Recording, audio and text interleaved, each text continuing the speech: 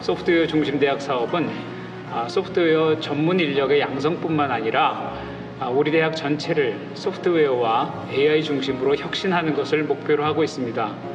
이런 점에서 오늘 AI 음악회는 상당히 중요한 의미를 갖습니다.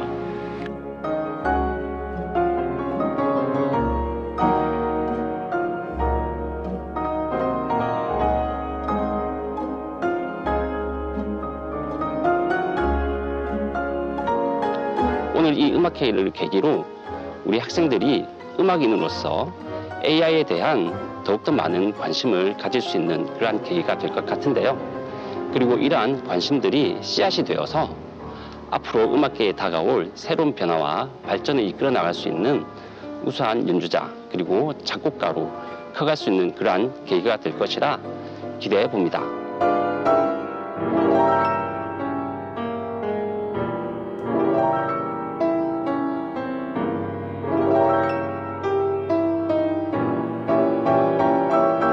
저희가 아무리 데이터를 복제하고 완벽하게 했을지라도 저희가 할 수 없었던 것은 그 위대한 예술가의 어떻게 보면 그 아우라를 복제는 할 수 없었거든요.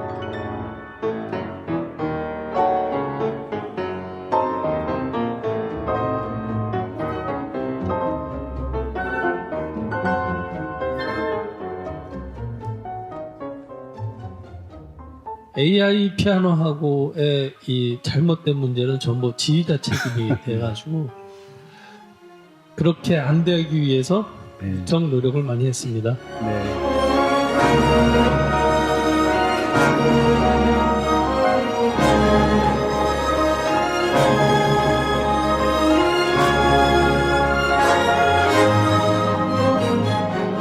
피아니스트라면 누구나 존경하고 흠모하는 과거의 피아니스트 루빈스타인과 오늘 제가 함께 연주할 수 있게 되어서 너무나 영광스럽게 생각합니다.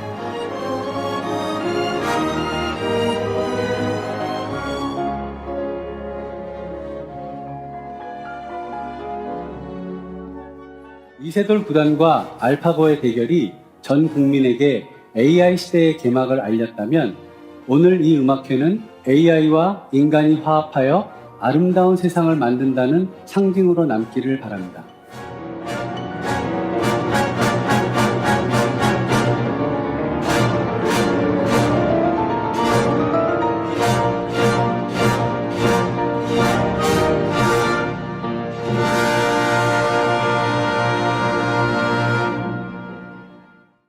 안녕하십니까. 우리 대학이 소프트웨어 중심 대학으로 선정된 지가 벌써 1년이 되었습니다. 그동안 AI 교육을 위해서 체계도 갖추고 또 우리가 교육 환경도 개선하는 등 목표로 한 많은 일들을 이루어냈습니다. 우리 대학의 소프트웨어 중심 대학 사업은 소프트웨어 전문 인력의 양성뿐만 아니라 우리 대학 전체를 소프트웨어와 AI 중심으로 혁신하는 것을 목표로 하고 있습니다. 이런 점에서 오늘 AI 음악회는 상당히 중요한 의미를 갖습니다. 어찌 보면 소프트웨어와 AI로부터 가장 멀리 떨어져 있을 음악이라고 하는 분야와 함께 우리가 융합을 이루어냄으로써 문화예술 분야와 AI 기술과의 그런 융합을 오늘 시도하는 그런 현장이기 때문입니다. 이러한 창의적인 발상을 현실화하기 위해서 노력하신 음악학부와 소프트웨어 중심대학 사업단에게 깊이 감사드립니다. 오늘을 계기로 해서 우리 대학 내에 AI 융합이 다양한 학문 분야로 많이 확산되기를 기대합니다. 오늘 이 음악회를 계기로 우리 학생들이 음악인으로서 AI에 대한 더욱더 많은 관심을 가질 수 있는 그러한 계기가 될 것 같은데요. 그리고 이러한 관심들이 씨앗이 되어서 앞으로 음악계에 다가올 새로운 변화와 발전을 이끌어 나갈 수 있는 우수한 연주자 그리고 작곡가로 커갈 수 있는 그러한 계기가 될 것이라 기대해 봅니다. 함께해 주셔서 감사드리고 오늘 출연하게 되는 동준모 지휘자님과 그리고 저희 상명대학교 음악학부 학생들에게 많은 격려와 축하의 박수를 부탁드립니다. 즐거운 시간 되시길 바랍니다. 감사합니다.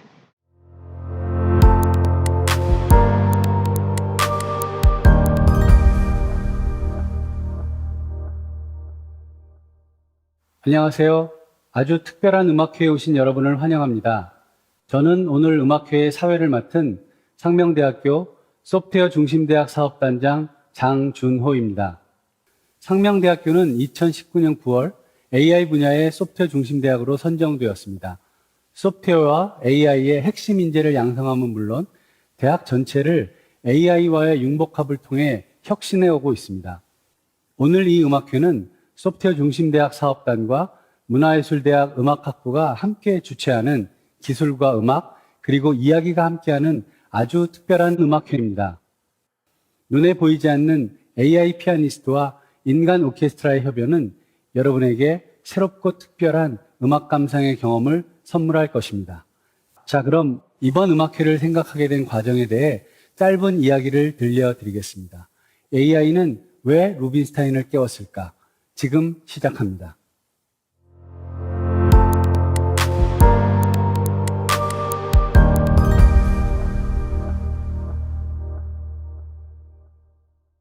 인공지능의 핵심은 컴퓨터. 왜냐하면 인공지능은 컴퓨터의 여러 활용 분야 중 하나일 뿐입니다. 컴퓨터란 무엇일까요? 단어 뜻 그대로라면 계산하는 기계입니다. 그렇다면 계산은 무엇일까요? 단지 수학 문제를 푸는 것만이 계산일까요? 우리는 계산의 발달하는 표현을 씁니다. 이것은 의사결정을 하기 위한 많은 요소들을 순식간에 분석해서 가장 최적의 결정을 내리는 것을 말합니다. 조금은 부정적인 의미로 저 녀석 참 계산에 밝아 이런 표현을 쓰기도 하는데요. 이것은 얄밉도록 자신에게 유리한 결정을 하는 사람들을 가리키기도 합니다. 사실 우리는 모두 다 계산에 밝은 사람이 되고 싶지 않습니까? 세상에 있는 모든 기계들은 목적이 정해져 있습니다. 왜냐하면 그러한 목적을 위해서 기계를 만들었기 때문이죠. 세탁기는 빨래를, 냉장고는 냉장 보관을 목적으로 하고 그렇게 쓰입니다. 하지만 컴퓨터는 목적이 정해져 있지 않은 기계입니다. 다시 말하면 무엇이든 할 수 있는 기계라는 의미이기도 합니다. 인간을 하나의 기계라고 생각해 봅시다. 판사의 기능을 가진 사람과 의사의 기능을 가진 사람이 있다고 할 때 그 두 사람은 기계라는 측면에서 보면 똑같은 구성품으로 되어 있습니다. 하지만 한 사람은 의사를, 한 사람은 판사를 할 수 있습니다. 무엇이 그 두 사람이 다른 기능을 하게 했을까요? 그것은 그들이 가지고 있는 지식, 그리고 그들이 훈련되며 쌓았던 경험들이 한 사람은 의사를, 한 사람은 판사를 할 수 있게 하는 것입니다. 컴퓨터도 이와 같습니다. 어떤 소프트웨어, 어떤 프로그램을 넣어주느냐에 따라서 컴퓨터는 어떤 기능이든지 할 수 있습니다. 즉, 컴퓨터는 무엇이든 할 수 있는 기계라고 할 수 있습니다. 무엇이든 할 수 있는 기계로서 컴퓨터를 최초로 생각해낸 사람은 영국의 천재 수학자 앨런 튜링이었습니다. 그는 유니버설 컴퓨팅, 즉 무엇이나 할 수 있는 계산을 제안했고 그것을 할 수 있는 기계를 고안했습니다. 앨런 튜링은 2014년에 개봉한 영화 이미테이션 게임의 실제 모델이기도 합니다. 세계 제2차 대전이 한창이던 때 독일군의 악명 높았던 암호 애니그마를 앨런 튜링이 제안한 무엇이든 할 수 있는 기계로 해독해냈고 결국 연합군이 승리할 수 있었습니다. 그런데 영화를 보신 분들은 잘 아시겠지만 앨런 튜링은 동성애자였습니다. 당시 영국에서 동성애는 엄청난 범죄였습니다. 전쟁에서 큰 수훈을 세운 천재 수학자였지만 결국 화학적 거세를 당하고 스스로 목숨을 끊고 맙니다. 앨런 튜링이 죽을 때 청산가리에 담근 사과를 한 입 베어물고 죽었다는 이야기가 전해졌습니다. 한 입 베어문 사과. 어떤 이미지가 떠오르지 않으십니까? 네, 바로 애플의 로고입니다. 스티브 잡스가 공식적으로 인정하진 않았지만 애플의 로고는 컴퓨터를 최초로 생각해낸 앨런 튜링에 대한 추모의 상징으로 알려져 있습니다. 네, 드디어 스티브 잡스를 만났습니다. 제 이야기도 마무리할 때가 되었네요. 스티브 잡스의 업적은 이루 말할 수 없이 많지만 무엇이 가장 최고의 업적이냐고 묻는다면 저는 바로 이 한 장의 사진을 보여드리고 싶습니다. 이 사진은 2010년 스티브 잡스가 아이패드를 처음 발표했던 발표장에서 만들어진 사진입니다. 기술과 인문학이 교차하는 교차로 사진이 있고 그 앞에 스티브 잡스가 서 있었습니다. 기술과 인문학의 교차로에서 고뇌하는 IT 혁신가의 모습. 아이패드가 나오기 이전에도 이북을 플레이할 수 있는 기계들은 많이 있었습니다. 사람들은 버튼만 누르면 다음 페이지를 보여주는 이북 플레이어의 편리함을 느끼고 만족해 했습니다. 하지만 스티브 잡스의 생각은 좀 달랐습니다. 사람이 또는 인간이 책을 읽는다는 것은 이 책장을 넘기는 감성이 그대로 유지되어야 한다는 고집을 부렸습니다. 버튼을 누르는 기능보다 몇 배의 비용과 시간이 들어야 하는 그 일을 스티브 잡스의 고집으로 인하여 애플은 해냈습니다. 아이패드에 드디어 책장을 넘기는 것과 같은 감성의 사용자 경험이 들어가 있었으니까요. 아이패드의 엄청난 성공은 이러한 스티브 잡스의 고집이 맞았다는 것을 보여준다고 생각합니다. 기술이 발전해야 하는 이유는 인간을 더욱 인간답게 만들기 위해서라는 스티브 잡스의 철학이 다시 한번 떠오릅니다. 우리는 오늘 이 음악회를 통해서 또 하나의 작은 교차로를 만들기를 원합니다. AI 기술과 문화예술의 교차로. 문화예술의 길을 가는 사람들과 AI 기술의 길을 가는 사람들이 이 교차로에서 만나 새로운 세상을 함께 이끌기를 바랍니다. 이세돌 구단과 알파고의 대결이 전 국민에게 AI 시대의 개막을 알렸다면 오늘 이 음악회는 AI와 인간이 화합하여 아름다운 세상을 만든다는 상징으로 남기를 바랍니다. 루빈스타인을 AI가 깨운 이유는 이러한 메시지를 여러분에게 전하기 위해서였다고 말씀드리고 싶습니다. 감사합니다. 피아니스트라면 누구나 존경하고 흠모하는 과거의 피아니스트 루빈스타인과 오늘 제가 함께 연주할 수 있게 되어서 너무나 영광스럽게 생각합니다. 피아노만 치던 사람이라서 그 전에 기술에 큰 관심을 갖지 않았었는데 이번 연주회를 기회로 기술의 발전이 저희에게 얼마나 지대한 영향을 끼치는지 깨닫게 되었습니다.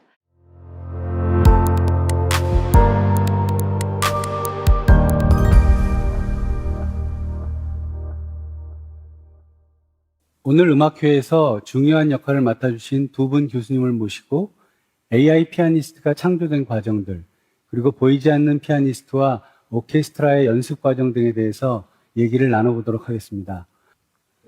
정은호 교수님, 이번 음악회에서 우리가 시도한 과정들, 그리고 활용했던 AI 기술에 대해서 좀 간략하게 설명해 주시겠습니까? 네, 지금 AI 기술은 지금 뭐 이미 많이 사용되는 부분이 있죠. 가장 보편적인 것들이 어떤 음원 서비스에서 곡을 추천해 주는 것도 있고요. 뭐 믹싱이나 마스터링, 심지어는 뭐 작곡이나 이런 부분들도 AI가 도입되고 있는데 연주 쪽에서는 사실 좀 거의 없었던 것 같아요. 그리고 이런 AI 기반과 어떤 컴퓨터와 인간이 특별히 오케스트라가 연주되는 것은 본 적이 없는데요. 기술적인 배경을 설명드리면은 사실 루빈스타인의 이 연주는 거의 지금부터 68년인가요? 그렇죠? 예, 굉장히 오래된 연주인데 그 연주가 피아노 독주가 아니라 오케스트라와 피아노가 섞여 있는 정말 듣기, 그러니까 음질이 너무 안 좋은 거죠. 예, 그래서 거기에서 AI 기반으로 저희가 그 피아노 음원만 추출해낸 것. 결국은 여기서 저희가 데이터를 얻은 것이죠. 그래서 그 음원에서 정말 또 마스터링, 그러니까 좋은 음질을 다시 복원하는 것도 AI 기반으로 했고요. 결국은 거기서 이제 피아노 음악만 추출한 것이 중요한 것이 아니라, 물론 그것이 제일 힘들었지만, 그 피아노 데이터에서 루빈스타인의 그 연주의 느낌을 데이터로 추출하는 것이 굉장히 힘들었는데, 그런 것들을 또 저희 데이터 기술이 이런 것들을 만들었고요. 네. 결국은 이 루빈스타인의 연주와, 그리고 저희 학교 박지원 교수님의 연주를 어떻게 보면 약간 DNA 융합처럼 융합을 했죠.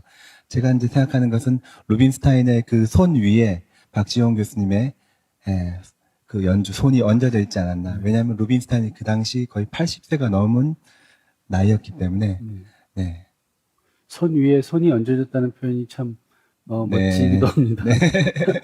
용 교수님, 오케스트라 지휘자로서 보이지 않는 협연자하고 협연을 한다는 것이 참 어렵게 느껴지는데요. 어떠셨습니까? 네, 저희가 인간 피아니스트하고 연주를 할 적에는 그 서로에 대한 어떤 음악적인 느낌을 이해하면서 협연을 하면 별다른 문제가 없이 충분히 연주를 할 수 있었거든요. 근데 이번 연주의 경우는 특별히 시간에 대한 개념까지도 완벽하게 갖고 있어야 했는데 그런 기술적인 어려움들을 장민호 교수님께서 잘 해결해 주셨고 또 제가 여러 번에 걸쳐서 많은 것들을 서로 이것을 제대로 맞추기 위해서 많은 요구를 했었는데 교수님께서 아주 빨리빨리 잘 해결해 주셔서 성공적인 연주를 하게 됐던 것 같습니다. 네. 이 자동재생 피아노와 연습하는 경험은 학생들에게도 굉장히 특별한 경험이었을 텐데요. 연습 중에 뭐 에피소드 같은 건 없었을까요? 에피소드는 많았죠. 물론 다 이게 처음 해보는 것들이기 때문에 원래 우리가 피아노 콘체르토라는 것은 오케스트라가 나오고 그다음에 또 피아노가 나오고 또 간주로 오케스트라가 나오고 피아노와 같이 나오고 뭐 이런 식으로 연주가 되어지는 건데 조금만 정신을 안 차리면 한참 연주하는 중간에 피아노 막 나오고 조금 빠르면 또 한참 있다 피아노가 막 나오는데 만약에 인간 피아니스트가 그런 실수를 한다 그러면 그게 다 피아니스트의 잘못이었는데 AI 피아노하고의 이 잘못된 문제는 전부 지휘자 책임이 돼가지고 그게 제가 아주 그렇게 안 되기 위해서 무척 노력을 많이 했습니다. 네. 마지막 질문은 장민호 교수님께 드리겠습니다. 이번 음악회 총 연출로서 어려운 순간이 있었을 것 같은데요. 어느 순간이 가장 어려우셨습니까? 결국은 사실 이때까지는 뭐 컴퓨터나 기계 연주라 그러면 굉장히 기계적이다 이러잖아요. 네.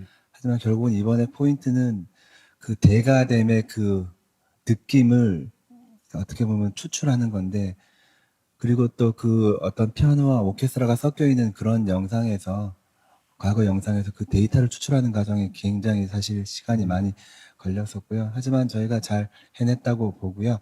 하지만은 이게 앞으로 과제가 많이 있는 것 같습니다. 왜냐하면은 이런 식으로 데이터를 추출할 수 있다는 것은 느낌을 어떻게 보면은 연주자의 DNA를 추출한 거다. 그러면 이런 것들이 잘 활용될 수도 있지만 결국은 이 마치 DNA, 유전자 막 이렇게 결합처럼 악용될 수도 있거든요. 결국은 AI 기반의 어떤 이런 음악가가 탄생된다면 인간에게 축복인가, 재앙일까.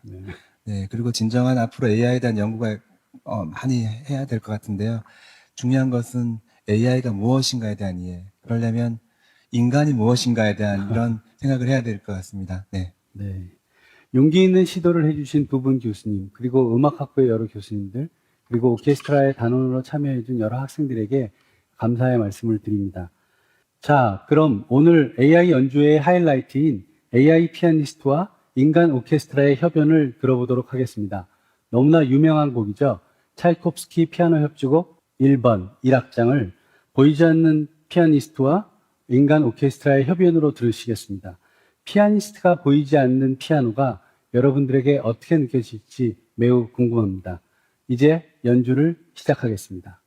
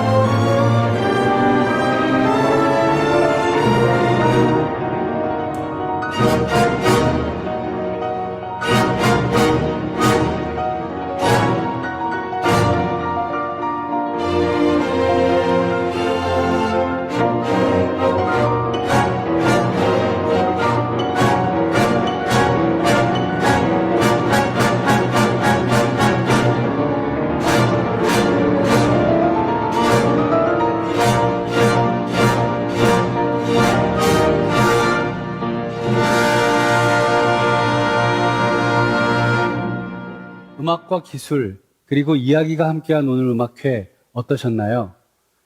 AI 기술이 창조해낸 피아니스트와 자동으로 연주되는 피아노가 신기하기도 했지만 피아니스트의 빈자리가 어쩐지 허전하고 어색하다 느껴졌을 수도 있습니다.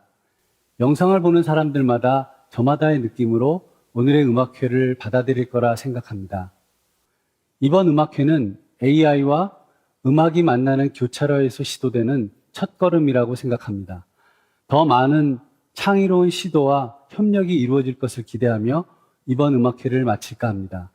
끝으로 소프트웨어 중심 대학을 지원해 주시는 과학기술정보통신부와 정보통신기획평가원에 깊은 감사의 말씀을 전합니다. 감사합니다.